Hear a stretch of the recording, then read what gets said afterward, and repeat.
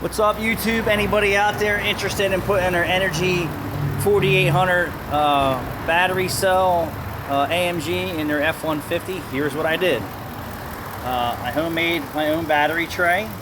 I relocated the relay center here and the harness to the other side of this bracket. It's pretty simple. Loosen up the coolant bottle, release the ground wire attachment there, and then move everything over here and then reattach the ground wire to the bracket. And then I drilled a hole in it for this mount here. This is just plate steel cut and welded together. And then I laid the battery flat, as you can see, negative over here, positive over here. You can see it isn't going anywhere. There's a plate that runs here, a plate that runs here, the plate that runs here.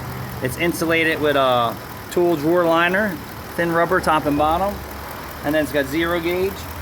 Ran all the way over to here. All right, and then I'll show you what it's powering. We're not finished with it. I had a defective sub come right in the box. All right, can you see that? You probably can. American base X-Max 12s, 1 ohm, Tara amps. All right, and then you also have look at this, 50 farad capacitor. And I got an alternator upgrade to do.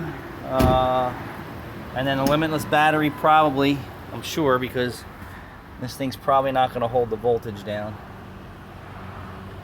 Coming right along, we're just waiting for Big Jeff Audio to warranty out my sub so we can get banging here.